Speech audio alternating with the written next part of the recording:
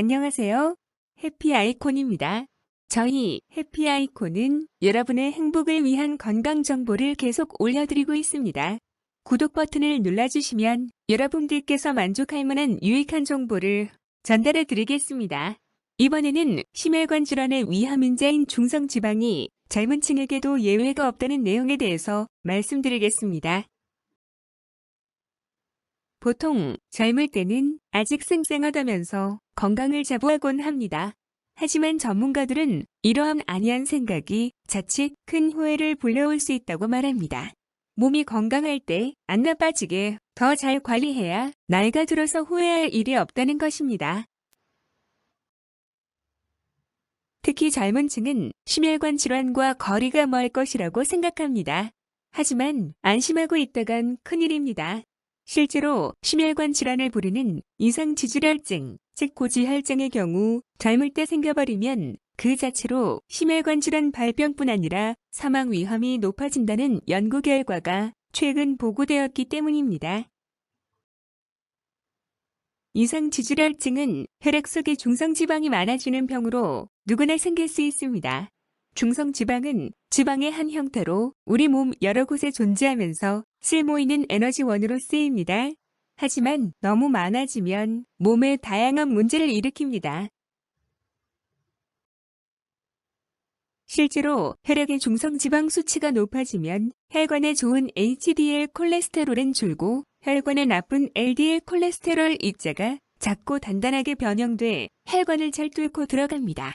이렇게 되면 혈관에 염증이 발생하여 결국 좁아지고 딱딱해지면서 동맥경화증이 발생합니다. 심하면 혈관이 아예 막히면서 뇌경색, 심근경색 등으로까지 발전할 수 있습니다. 문제는 이렇게 위험한 이상지질혈증이 생활습관 등의 영향으로 이미 젊은 층에게 흔하다는 것입니다. 지난해 국민건강통계에 따르면 만 30세 이상 성인의 이상지질혈증 유병률은 남성 20.9%, 여성 21.4%로 매년 증가하고 있습니다. 젊은 층에게도 심혈관 질환은 더 이상 먼 얘기가 아닙니다. 실제로 서울대병원 강남센터 이희선 교수, 서울대병원 김영관 교수팀이 2009에서 2014년 건강검진자 중 20에서 39세 젊은 성인 568만 8,055명을 대상으로 이상지질혈증이 사망, 심근경색, 뇌졸중 발생에 어떤 영향을 미치는지 7년간 추적 관찰하였더니 총 3만 330명에서 사망, 심근경색, 뇌졸중이 발생했습니다. 이는 유럽 예방심장학 저널에 게재되었습니다. 특히 이상지질혈증이 있는 경우 심근경색 발생률이 정상군보다 1.7배, 뇌졸중은 1.8배 높은 것으로 나타났습니다. 연구팀은 또 혈액의 지방질을 총콜레스테롤, 중성지방, HDL 콜레스테롤로 구분해 그 수치를 순서대로 4그룹으로 나누어 각각 사망, 심근경색, 뇌졸중 발생 위험도를 관찰했는데요. 그 결과 총콜레스테롤과 중성지방은 높을수록 HDL 콜레스테롤은 낮을수록 심혈관 질환이 잘 발생했습니다. 구체적으로 총콜레스테롤이 가장 높은 그룹은 가장 낮은 그룹보다 심근경색 발생 위험이 2.0배, 뇌졸중 발생 위험은 1.6배 증가했습니다. 무엇보다 중성지방의 경우 가장 높은 그룹이 가장 낮은 그룹보다 심근경색, 뇌졸중 발생 위험이 모두 무려 1.5배나 증가해 중성지방의 젊은 성인층 심혈관 질환에 매우 강력한 위험인자임이 확인되었습니다. 문제는 중성지방이 많아져도 별다른 증상이 없어 혈액검사로 뒤늦게 발견하는 경우가 많다는 것입니다. 그래도 중성지방 수치를 관리해야 한다고 진단받았다면 이때부터라도 바짝 고개를 당겨야 합니다. 중성지방 수치는 위와 같이 위험도를 구분하며 이에 따라 생활습관만 교정할지 약물 치료를 함께 할지 정하게 됩니다. 특히 중성지방 수치가 200mg/dl 이상이면 생활습관 교정뿐 아니라 약물 치료가 필요할 수 있어 전문가의 정확한 진찰을 받아야 합니다. 중성지방을 조절하기 위해서는 기본적으로 식사요법과 운동요법 등 생활습관 개선이 가장 중요합니다.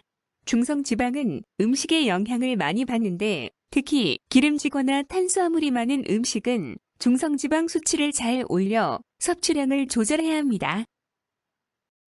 단, 한때 좋다고 알려진 저탄고지 식단, 즉 탄수화물은 적게 먹고 지방은 많이 먹는 식습관은 오히려 중성지방이나 콜레스테롤 수치를 올릴 수 있습니다. 중성지방 조절을 위해서는 균형 잡힌 식습관이 중요하며 이때 탄수화물은 총에너지의 55에서 65%, 당류는 총에너지의 10에서 20%로 섭취하는 것이 권장됩니다. 알코올은 중성지방 생성 효소를 증가시키고 분해 효소는 억제하기 때문에 음주량을 줄여야 합니다. 등푸른 생선은 섭취하는 것이 좋습니다. 등푸른 생선에는 오메가3 지방산이 풍부한데 이것을 구성하는 성분 중 EPA가 바로 혈액의 중성지방을 줄이는 효과가 있기 때문입니다. 운동은 처음부터 무리하는 것보다 에스컬레이터 대신 계단으로 자가용 대신 대중교통 이용하기 등 작은 것부터 실천할 것을 권장합니다. 차츰 익숙해지면 본격적으로 운동 계획을 세워 주 5회 중등도 강도로 30분 이상 유산소 운동이나 또는 고강도로 주 3회 20분 이상 유산소 운동을 하는 것이 좋습니다. 특히 비만하거나 당뇨병에 있는 경우 인슐린 저항성이 있는 대사증후군 환자, 만성콩팥병 환자의 경우 중성지방 수치가 쉽게 올라갈 수 있어 기저질환을 더 철저하게 관리해야 합니다. 젊은 층은 중성지방을 대수롭지 않게 생각하고 약물 치료에 소극적인 경우가 많습니다.